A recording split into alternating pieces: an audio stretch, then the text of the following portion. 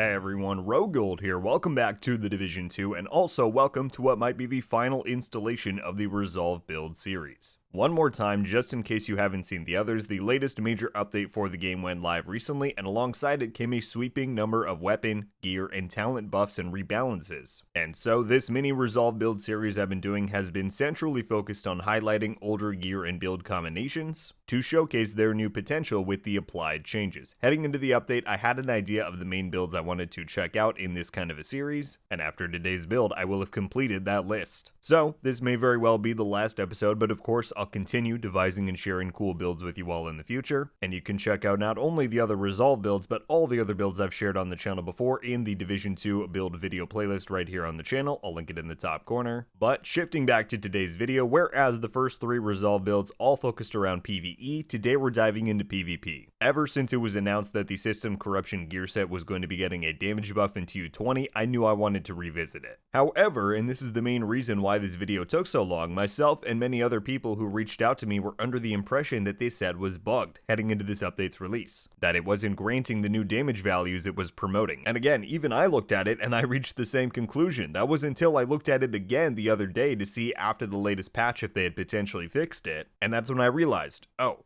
it was actually working exactly as intended this entire time. So, with that knowledge, here we are. I'm going to quickly go over what's changed with the set, why people thought it was bugged, and then, as usual, we'll get into the build breakdown and have some more raw gameplay at the end. And if you've enjoyed this Resolve build series, you like any of what I'm showing here, or you just want those positive Division videos flowing into your inbox every week, be sure to hit that subscribe button. It'd be massively appreciated. But without further ado, let's go. Alright, so as mentioned, I want to very quickly go over the change to the set that was made this update and explain why people thought it was bugged. I know this is pretty much water under the bridge at this point if we have concluded that it's not bugged, but again, because even myself was duped by this, I just want to explain what's going on. So I'll throw a picture of the patch notes up on screen so you can see exactly what was changed, and you can see the part that is bolded is the only thing that was changed. All they did from the previous iteration was they said that it increases total weapon damage by 1%, now it is 2%. So you would think, okay, they doubled the amount of damage I get from the talent, that should mean that I get double the amount of damage when I pop the talent, right? Well,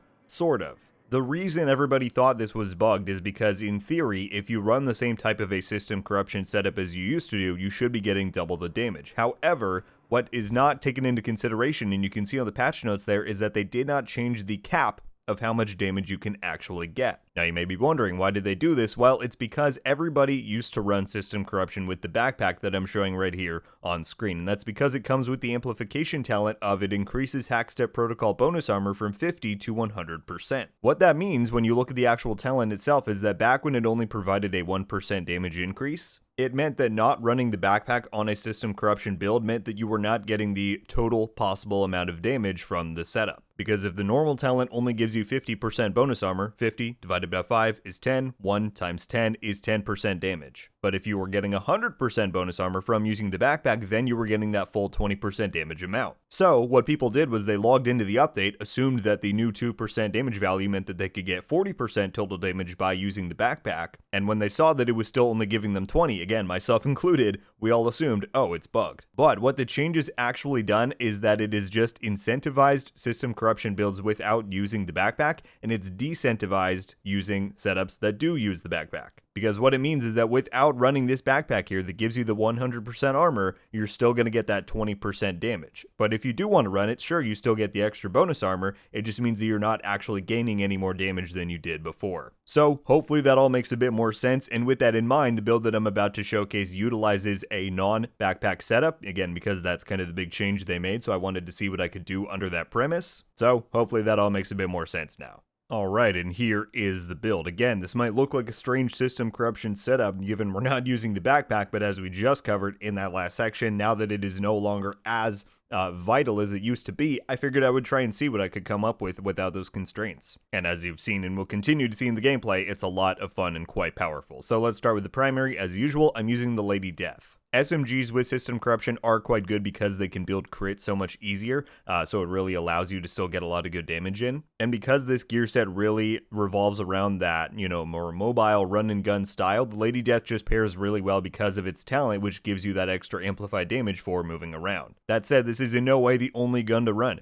You could very easily run this with an Ouroboros, with a high-end SMG. I tried it with a Vector for a while. So while I do in general recommend an SMG for this setup, feel free to run whatever you want here. I just think the Lady Death works quite well with this overall setup, so do with that what you will. For the secondary and the pistol, totally up to you. I just figured I would have some fun and put an invisible hand on. I don't think I've used either of these once in all the time I've been recording, so that part is totally up to you. Moving on to the gear, we have our first piece of system corruption. Now, if you've not run this before, basically it replaces your armor kit with one that is instant use. Again, we did get this as a base functionality with this new update, but this one gives you some healing, it gives you a bunch of bonus armor, and it then gives you a big damage boost for a 5-second window. So it is really tailored for that more PvP playstyle. That's why it's, very popular in those modes. That's why it's actually exclusive to the Dark Zone. It's just kind of built for that style of play. But we get armor on kill, we get 40% disrupt and pulse resist, and then the 4-piece talent, and this is again one of the first 4 pieces I'm running. On here we have armor, crit damage, and I have 1 pulse resist mod. That is almost a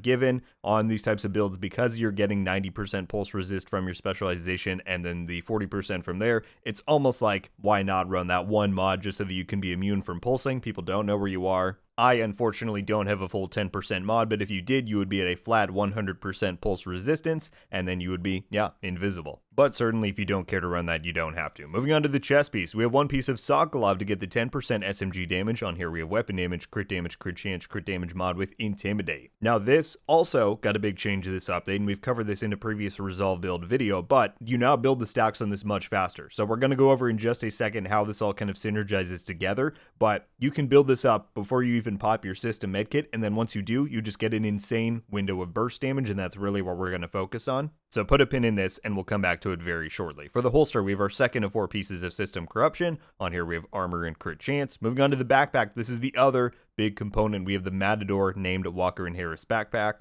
Now, I do want to stress right here that you do not have to run it this way. If you wanted to, and this is completely viable as well, you could choose to do a second piece of Sokolov, assuming you are running an SMG, to get the 15% crit damage. Or I guess you could do Grupo Sombra as well. And you could do regular Adrenaline Rush because the Matador comes with the perfect version. And what that would mean is that you would get a bit more damage, right? By getting, I think, 15% crit damage over the flat 5% weapon damage. But of course, then you lose out on the bit of extra armor you get from the perfect version of Adrenaline Rush. So either way, it's going to be a very minute difference between those two versions. But I would say if you want a slight bit more armor, go with Matador. If you want a slight bit more damage, go with either Grupo or Sokolov. That said, on here we have armor, crit chance, crit damage, and a crit damage mod, and again, perfect adrenaline rush. So the general gameplay style that you're going to see me take on in the, gameplay for this video is that I let Adrenaline Rush proc because that begins building up Intimidate. You only need then 3 seconds for it to reach its capacity. So Adrenaline Rush procs, I give this like 2 seconds to start ramping up, and I'll then rush the enemy. That builds up my Lady Death stacks. I pop the medkit from System Corruption because I get only a 5-second window to deal damage, so I want as much of that time as possible. And that's when I unleash. And in combination, you get over 50% damage from System and Intimidate combined, and then when you add in the Lady Death's amplified rounds, you can see, it's a huge burst damage window. And then this, the medkit goes on a 20-second cooldown. If I happen to not kill the target, then I can choose what to do from there. But that is the overall flow and ideology of this build, is to allow Adrenaline Rush to begin building up Intimidate when I get close enough to an enemy. I then run in, pop the medkit, and I go off. It's really fun, and it, plays a bit differently, I would say, than you had when you had just the system backpack, when you relied on that a lot more. This kind of ties the whole build in together, and it's been a lot of fun. But then moving on to the gloves, we have our third piece of system corruption, armor and crit damage on here. And lastly, for the knee pads, last piece of system corruption with armor and crit chance. For the skills and specialization, it is widely up to you. I'm using a defender drone because that's just a pretty good option in PvP. If I want to pop this before I go in and do that whole move that I was talking about with popping the kit, then you have a bit more survivability. But again, if you want to run something else, Stinger Hive, Revive Hive, you totally can. I also have the EMP Jammer because it's really good in those up close situations if you want to stagger the enemy. But again, totally up to you. For your specialization, this has an interesting component to it because we're not factoring in the armor kit of whatever spec you choose, because that's replaced anyway by the system corruption armor kit, right? So that immediately disqualifies Firewall, which is almost always my go-to for a PvP build because, you know, we don't get that bonus. And without that, Firewall isn't that great overall. I mean, it's fine, but it's not the best version, I would say. In my opinion, the one that I think is the best when you factor in all of the other bonuses that are not the armor kit is Demolitionist. And that's for a few overall reasons. You get 20% burn resistance, which in PvP is quite nice, even with the given changes that they made to status effects this update. This just helps you even more. You get the Fragmentation Grenade, which again is pretty solid, does a good amount of damage, and then down here you get a lot of useful talents. Group members gain 5% damage to targets out of cover. That is like the best multiplicative stat in the game, especially for PvP.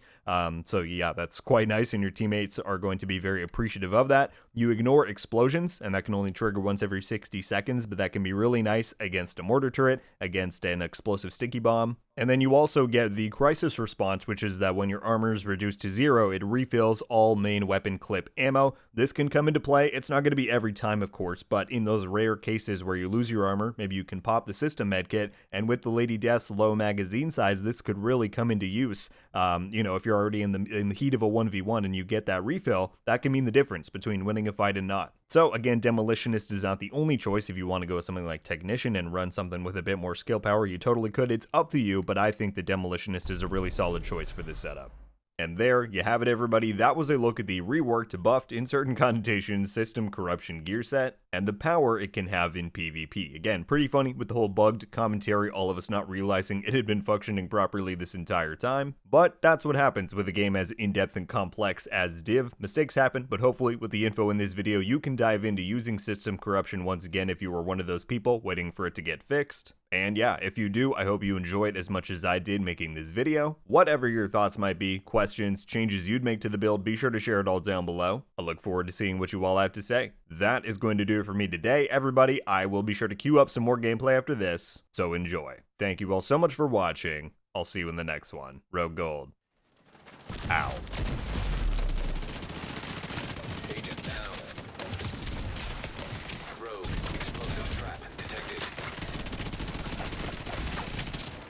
Explosive trap detected.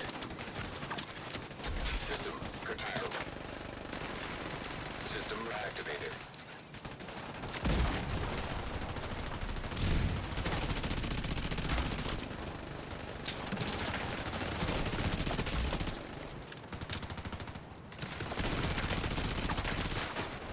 Rogue defensive drone detected.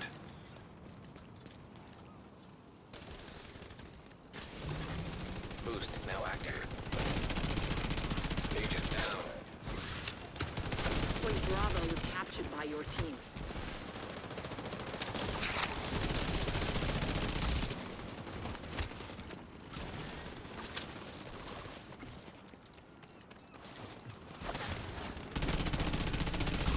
Rogue restore hive detected.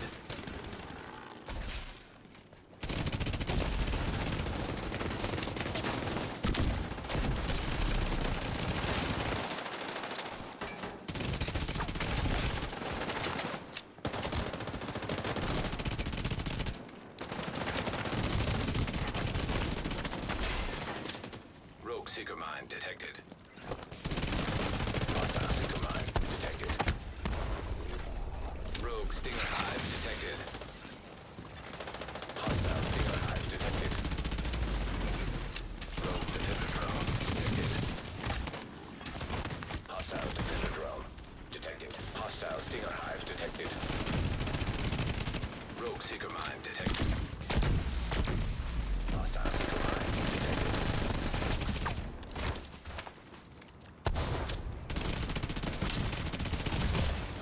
Vital signs critical.